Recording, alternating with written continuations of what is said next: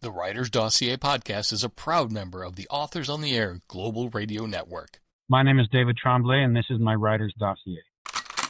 No writers were harmed in the production of this podcast.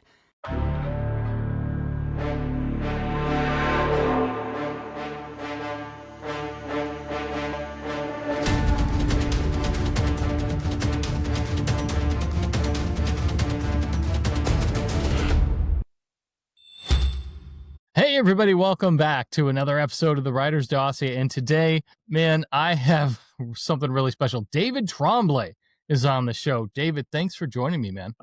Thank you for having me.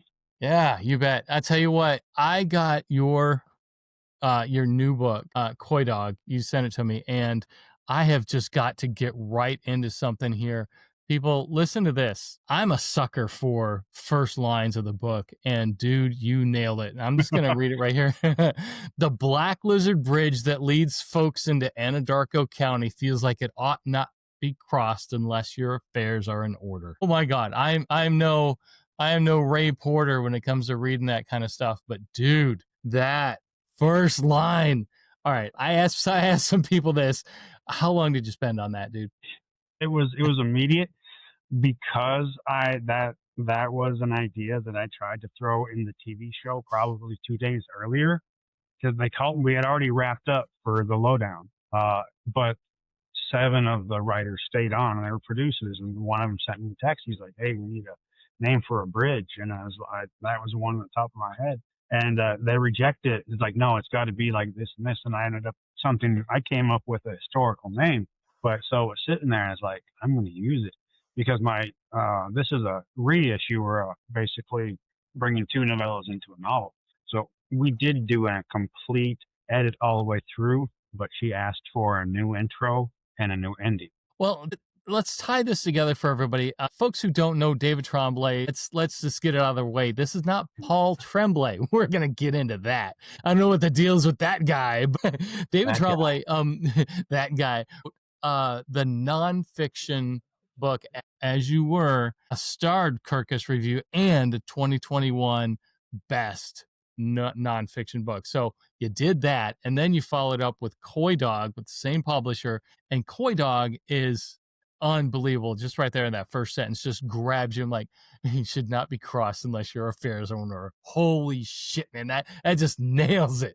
So then now on top of everything else, you've done the Lowdown. You're one of the writers on the Lowdown with Lou Burney, and the Lowdown is a TV show on FX with Ethan Hawke and Keith David. Just a fantastic cast, gritty. People are just going nuts about it. So tell everybody a little bit of the connection there with COYDOG, Lowdown, maybe what the timeline was a little bit, and what it was like sitting in the writer's room. The COYDOG essentially served as my resume, ultimately.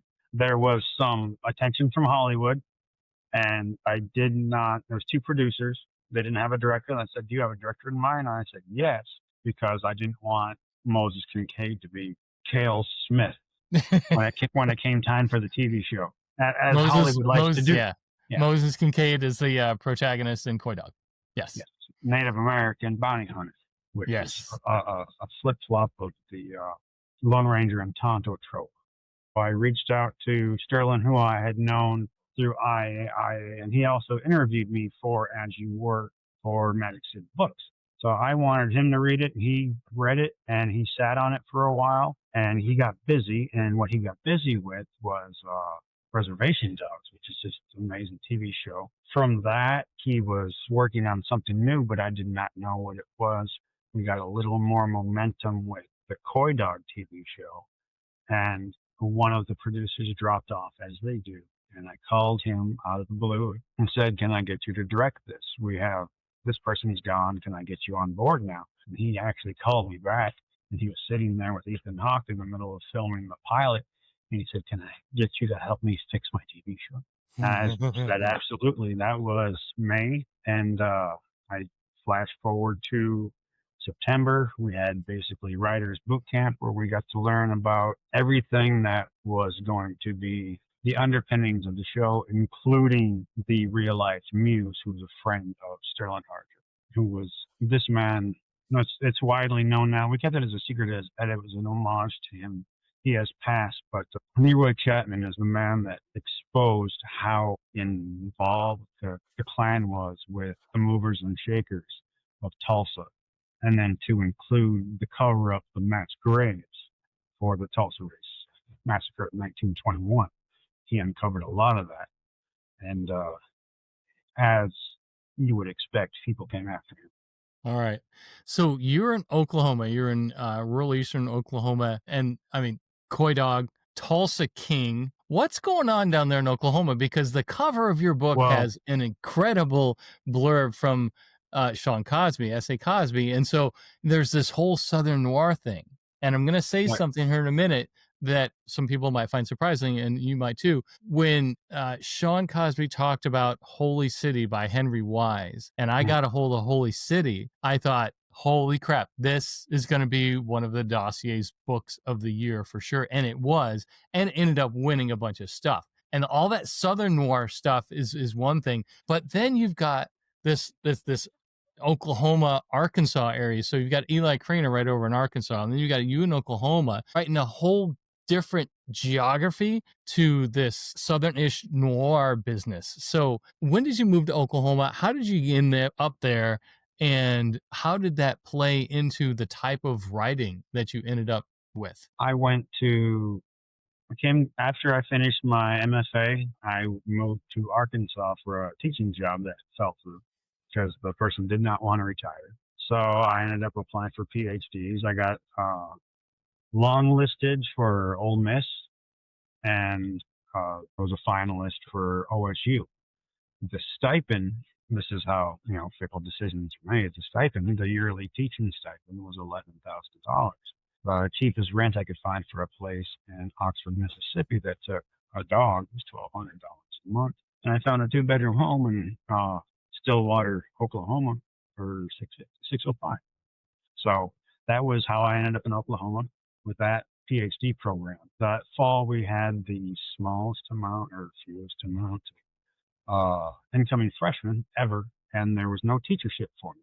So they asked me to just take my normal classes and then apply for a teachership in the fall. And they said, oh yeah, by the way, your classes are going to be $9,200 a semester for the next 2 semesters because you have no tuition remission. So I said, no. And I just kind of hung up for a year. That was the plan, and I was going to reapply and go ahead. March of 2020, we had the lockdown, COVID hit. I lost my daughter the first day of the lockdown. It was something that was just too traumatic for her to accept being locked down. So I was sitting and I already had Sanger Road written, which was the first half of the book. Written but not published. Right. And so I was basically sitting there in a 2-bedroom house with an empty bedroom that would never be filled again because my daughter was gone. So literally haunted by that. So I left. I left town. I went to Tulsa.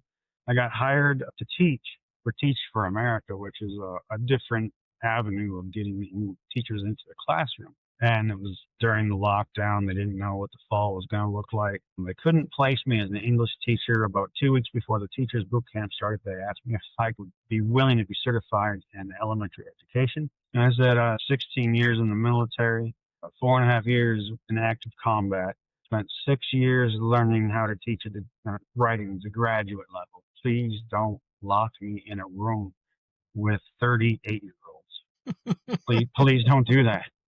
Yeah, we can go a lot of places with that, man. I get it. No.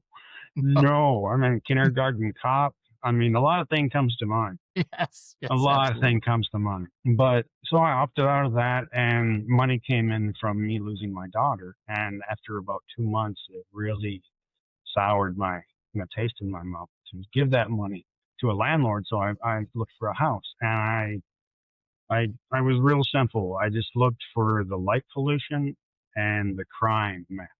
And I found a place next to a lake about 45 minutes from downtown Tulsa. Got a quarter of a city block. The house is listed as a cottage, but I have a half acre, and the half acre is turned into essentially a half-acre garden. 40 fruit trees with 17 different kinds of fruits, 5 individual gardens feeding the neighborhood. I have 120-foot pollinator garden, which is 6 foot beyond, 6 foot tall and 120 feet long. And I have another one on my east fence, which is 48 feet.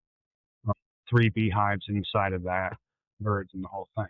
Someone actually flagged me down and asked how to get into the garden because they couldn't find the main entrance. So that's what I've been working on. Well, what about your dogs? And the goats, do they like run the place outside? Well, absolutely. It started as utilitarian. The place was run over with, depending where you're from, either poison sumac or Virginia creeper, poison ivy, poison oak was everywhere. And I actually got kicked out of the army of it because I had a hybrid of it when I was in one station unit trainer for infantry schools.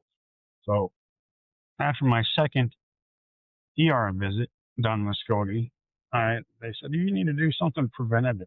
And they meant gloves, but I thought goats. So I put up a fence and I got goats, and the goats clean the place out. Oh, they'll do that in 3 days. I get it. Oh, easy. We got poison ivy out here. So now it's curated for them because I have a fence, and you can listen to it, and there's 2 different lenses. There is a fence to keep the goats away from the flowers and the fruit trees in one of the gardens. But there's also a fence 12 feet inside of the fence. It's a staggered perimeter with layered security, being the 4 livestock garden dogs. So you can tell, there is a physical security expert that lives here. I was going to say, anyone who puts perimeter and security in the same sentence, yeah, you were in the military. Yeah. Oh, yeah, absolutely. Love it. And when the cops know all about it. But after having the goats for about 6 months, a baby goat showed up. And they don't know any better than to shut up at night. And a scream sounds like an easy meal. I remember it was 1:20 a.m. February. It's freezing out. And Hank, my little Hank, down where the name comes from, is my Basset Hound healer dog, starts going off, and I run outside, and right outside the barn is a family of bobcats. Oh, holy cow! Yeah, I was like, oh shit! I didn't know what to do. I have throwing axes on my property because I practice. I love the air quotes. I practice. Folks who are watching on YouTube, you know what I'm talking about.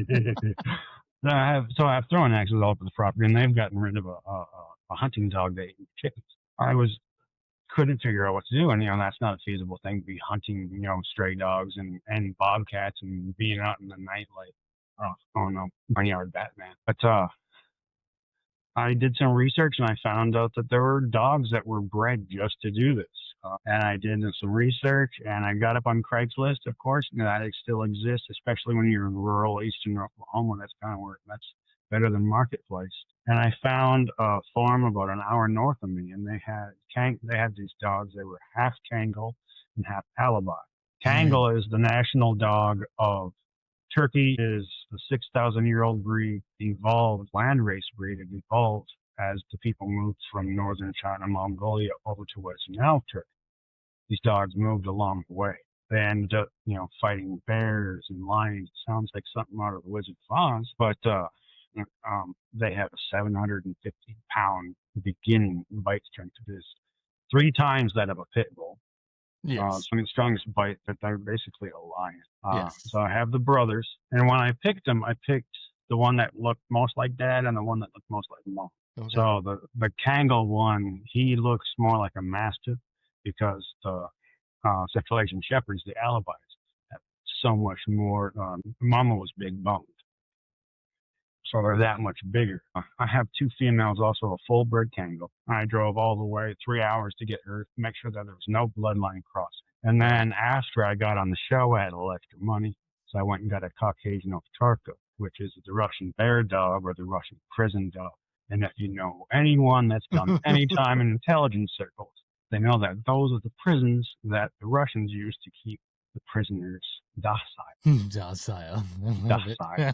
Those dogs were actually a Cold War experience. It sounds really nefarious, but I think it was more like a farm boy thing.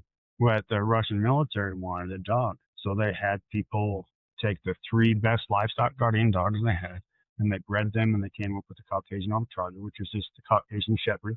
And you cannot shut off this thing's aggressiveness or protectiveness, to the point where I went to my Bonnie is only 13 months old.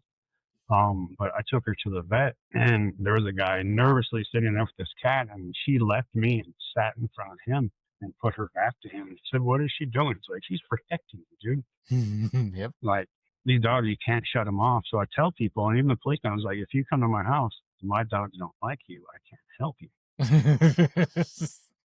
That's how it is.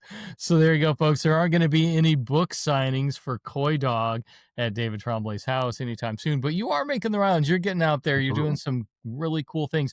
I want to talk about COYDOG real quick, because this book, I'm telling you, folks, unbelievable.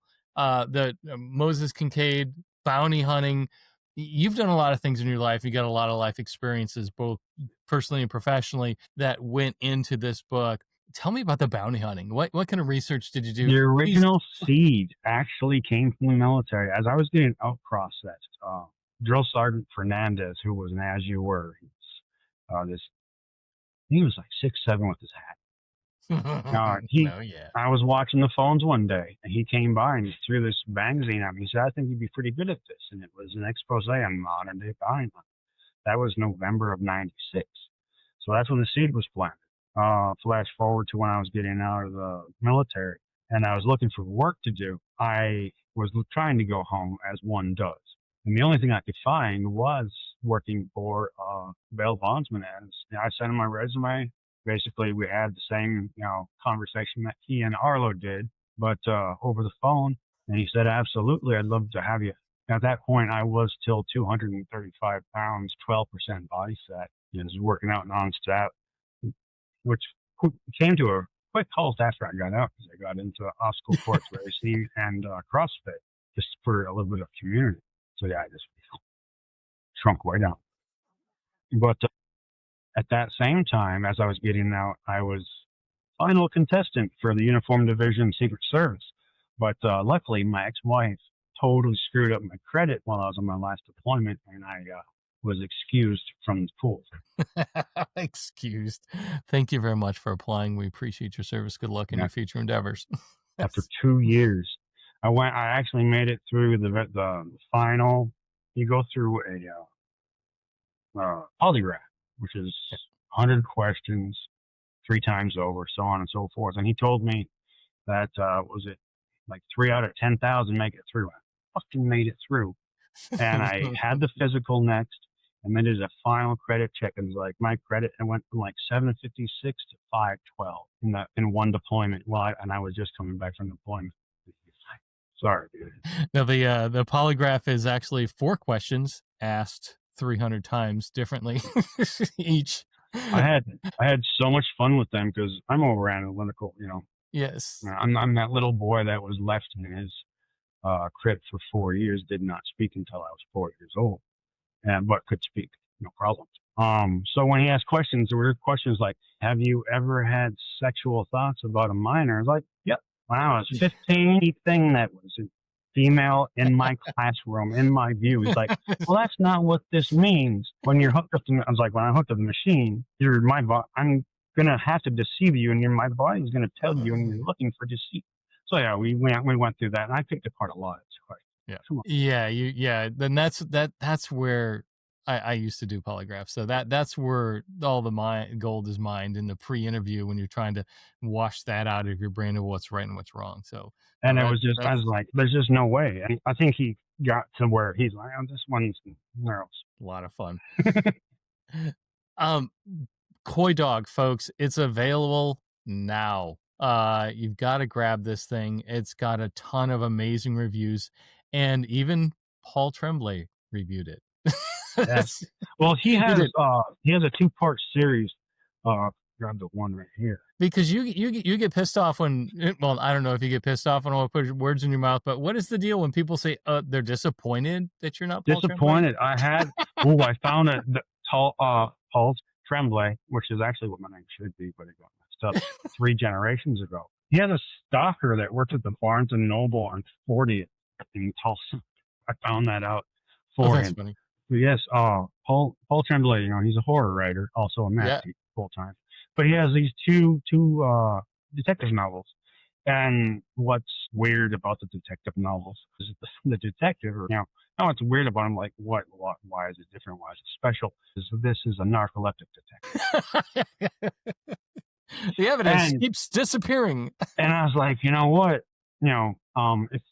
As I went through and I was looking for people to read and champion COYDOG, I was trying to look for people that would actually be legitimate fans. And I was a legitimate fan of his. And I was like, holy shit. Moses has a little bit of narcolepsy. He falls asleep all the time. All the time.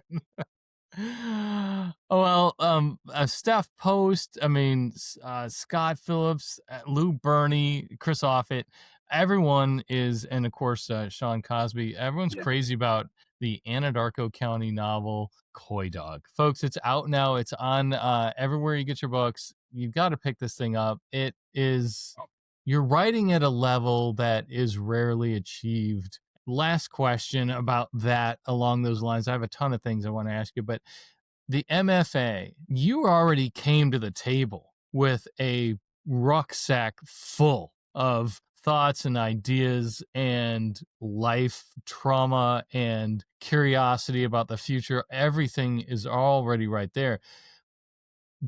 And you put a lot of this stuff down in short stories that you built out to in a novel. Something that you like to say is stories entertain and they plant seeds. So tell everybody a little bit about how you took all of that and how the MFA helped, or was it just an expensive, hey, look at me, I have this paper now? Oh, sir, I paid for my MFA with my GI. I was gonna ask about the GI Bill, so that's good. I kept that blue collar veneer on me while I was there. I always let you know. So what you did to earn the GI Bill gave you some life experiences and some ideas from your drill sergeant and the whole bounty hunter thing. But traded my youth, my sanity for my college. Oh yes we did. Yes we did. Did that help you write the story though? Because it was in you. You just had to get it out. I had 90% of it done, and when I finally sat down with Stephen Graham Jones, he said he applauded the time travel that I do in my writing. He said, and he made a point of, he's like, normally I tell my students not to do this because I can't teach them how to do it, but I see what you're doing and I want to see you develop this so I can learn. And that right there, I knew we had a symbiosis and I could work with him. And then we just, we took off. And I was writing 2 books simultaneously. I wrote As You Were, and then just because I wanted to, because normally when you're writing a memoir and you see a lot of quotation marks, you're thinking bullshit, unless it's recent and recorded. So I wrote another book called The Essentials, which was essentially all pure dialogue, and just at the end to be facetious, and because I still had a little MFA stink on me, I didn't use any quotation marks. Just to show how smart and how cool and smart. Yeah. Oh yeah, absolutely. Had to do it. That book's being reissued as happens when you receive a little bit of notoriety. So that book's coming out again, new cover. They re-edited it, so on and so forth. Fantastic, man. You have a bright future ahead of you in this industry. Keep doing what you're doing. How do people get a hold of you? I know you're big on Instagram. What's the best way to follow with what David Tromblay is up to? Tromblay, sorry. I either or. I used to get that. And my Instagram and I'm on Facebook. I'm just there passively. I post stuff. I really don't try to have much of a following. I have my Linktree on there. I will keep that up as a blog or whatnot. It just makes more sense and it's so much more efficient. No, I think people need to check out that Linktree because there's some really cool things out there, and I've got to encourage everyone to go to that Linktree. You can grab it from Instagram and look at the Bull Magazine interview. That was fantastic. You need to add the audiobook. Please check out the audiobook. Ian Wilde did an amazing job. Yes. I did goof on him a little bit. He is Canadian, but I chose him because he is Canadian, and his Canadian isms sound a lot like Wisconsin isms. Oh, sure, yeah. Yeah. Yep. Oh, yeah, we need to borrow that, eh? Hey, well, we just had Steve Ursani on and The Broken Detective. Oh, yes. I did catch that one. I was watching that a couple mornings. Yes. Oh man, that was Yeah, fantastic. that voice was, that's what I love. That's kind of what we, the COYDOG was compared to, not by me, but by the producers that were working on it, as Old Country for Old Men meets Fargo. Yes. And Yes. that's kind of my brand, I believe, even if you can read As You Were under that same lens. And it's because what you see in Fargo and what I grew up seeing is goofy people that were like, oh, yeah, they're in the Northland, murdering people and beating people to death. And that right there is jarring. And I think that is actually genuine. Absolutely. Shout out to Joel Nadecki there for the Broken Detective from the Canada side of things. And dude, really, seriously, keep doing what you're doing, folks. I'm telling you, this book right here, it's a breakout. And you've got to get into COYDOG by our friend David Tromblay. So, dude, thanks for everything you've done. Thanks for what you're doing. Hang in there. Keep knocking it out and get those goats and dogs outside, get them working, and we will see you soon. So, man, thanks for joining the Writer's Dossier podcast. I'm really excited about what you're up to, and I can't wait to see what you do next. All right, thanks. Bye, everybody. The Dossier Podcast is a production of The Idea Academy.